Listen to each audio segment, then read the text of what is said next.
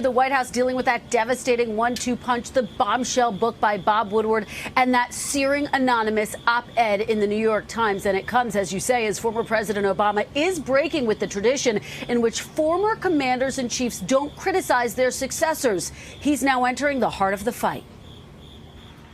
Former President Obama taking the rare step of coming off the sidelines and entering the political fray, aiming to help Democrats take back the House, calling out President Trump by name in Illinois. It did not start with Donald Trump.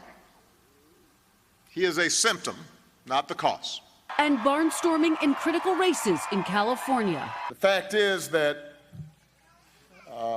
if we don't step up, things can get worse. For his part, President Trump tried to dismiss his predecessor. I watched it, but I fell asleep.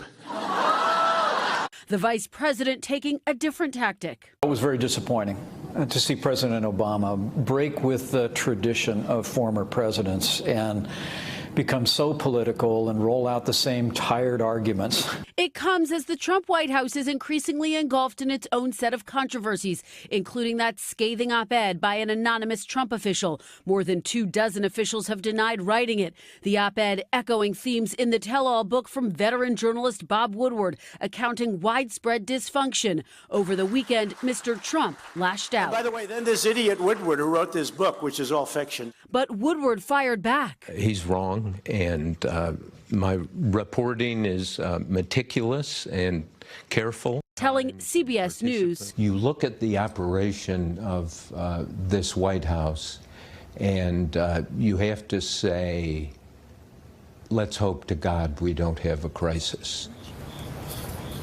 And Kristen, what about the anonymous op-ed? I know the president is suggesting that perhaps the attorney general should investigate to find out who wrote it. How's that looking? Well, we put that question to the White House, Savannah, and Press Secretary Sarah Sanders tells us that the president wasn't actually directing the attorney general to investigate, but rather giving his opinion that the op-ed should be investigated. Mr. Trump saying it raises national security concerns. But here's the problem with that argument, Savannah. Neither Sanders nor other top officials here can say what, if any, law was broken. The Department of Justice isn't commenting. Savannah, guys, back to you.